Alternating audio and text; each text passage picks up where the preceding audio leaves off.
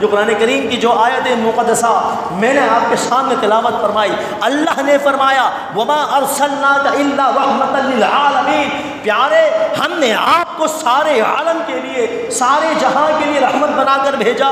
اللہ رب العزت نے اپنی شان کا اظہار کرنا چاہا، اپنی معبودیت کا اظہار کرنا چاہا تو اللہ رب العزت نے فرما دیا الحمدللہ رب العالمین۔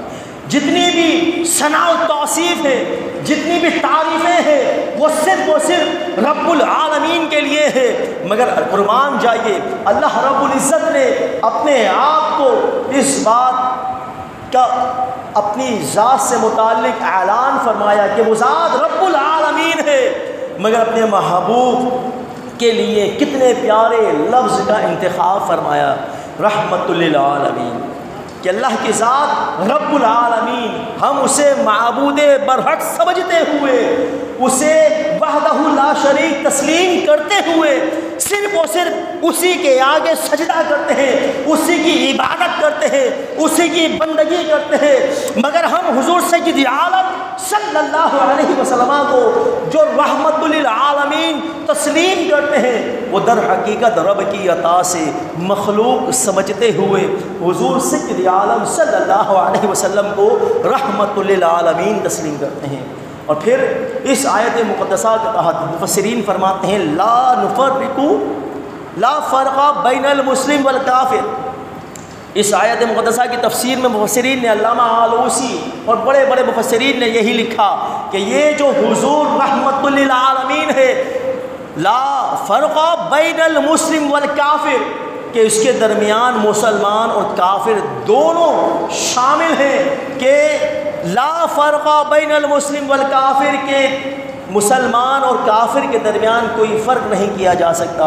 یہ نہیں کہا جا سکتا کہ حضور صرف مسلمانوں کے لیے رحمت للعالمین ہے، بلکہ نہیں، کافروں کے لیے بھی رحمت للعالمین ہے۔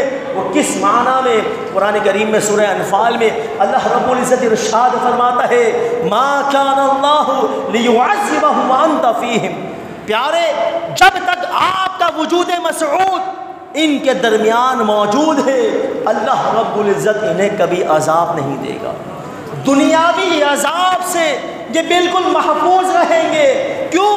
کیونکہ اگر مفسرین نے جو آیت مقدسہ کی تفسیر بیان فرمائی، وہ فرماتے ہیں کہ زمانہ سابق اگر پچھلی قوم کا مطالعہ کرے، حضور سے پہلے جتنے انبیاء آئے، جتنی ان انبیاء کی قومیں آئی، ان کی اقوام آئی، تو جس قوم نے جس نبی کی، جس رسول کی نافرمانی کی، تو کسی قوم پر آسمان سے پتھر برسنا شروع ہو گئے، عذاب الہی کا نزول ہونا شروع ہو گیا، کیونکہ ان اقوام میں سے، ان قوموں نے، یہود و نصارہ نے، زرتش نے اور دیگر اقوام نے جو نبی ان قوموں کی طرف آتے رہے، انہیں رشد و ہدایت کی دعوت دیتے رہے، اللہ وحدہ لا شریک کی طرف بلاتے رہے، وحدانیت کی دعوت دی، مگر ان کی قوموں نے ان کے نبیوں کو قتل کیا، اللہ کے نبیوں کو قتل کیا اور ان پر ظلم کیا، ان کی عزت ناموس کو پامال کیا، استحصال کیا ان کی عزت کا۔ مگر اللہ رب العزت سے رہا نہیں گیا، اللہ رب العزت نے فوراً ان پر عذاب الہی نازل فرما دیا۔ کوئی قوم دریائے نیل میں غرق ہو گئی، کسی کو سور بنا دیا گیا، خنزیر بنا دیا گیا، کسی قوم کو بندر بنا دیا گیا، تو کوئی قوم طوفان نوح کا شکار ہوئی، کسی پر آسمان سے بجلی آ گری، کسی پر آسمان سے پتھر برس پڑے، تو کوئی قوم دریائے نیل میں غرق ہوئی۔ مگر جب حضور سید عالم صلی اللہ علیہ وسلم کو اللہ رب العزت نے اس کائنات میں بھیجا تو رحمت بنا کر بھیجا، مگر حضور کی رحمت کا صدقہ کفار بھی اس سے مزے لے رہے ہیں۔ اب دنیاوی عذاب ان پر نہیں آ سکتا، کیونکہ حضور اس عالم کائنات کے لیے رحمت بنا کر بھیجا، لیکن مرنے کے بعد ان پر عذاب ہے، محشر کے روز ان پر عذاب ہے۔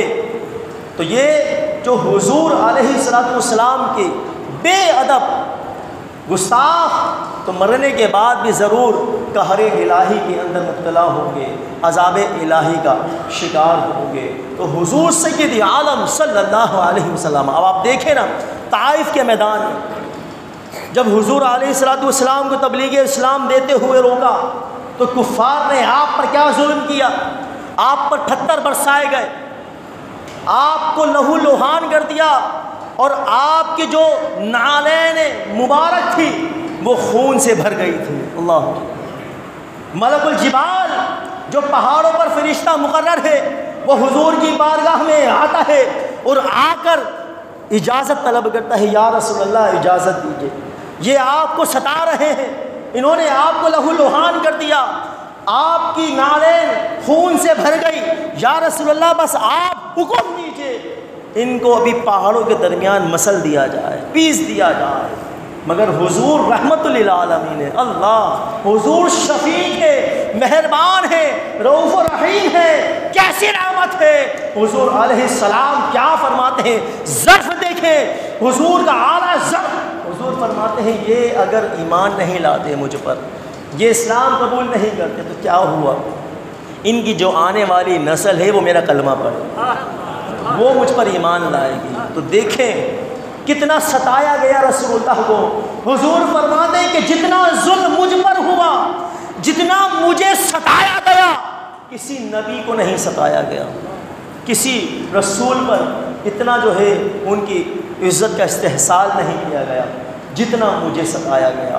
تو حضور سید عالم صلی اللہ علیہ وسلم اس عالم کائنات کے لیے آئے تو رحمت بن کر آئے، فضل بن کر آئے۔ تو جب حضور عالم جہاں کے لیے، اس عالم کائنات کے لیے رحمت بھی ہے، فضل بھی ہے، تو پھر ہم ان کی خوشیاں کیوں نہ منائیں، ان کا جشن کیوں نہ منائیں۔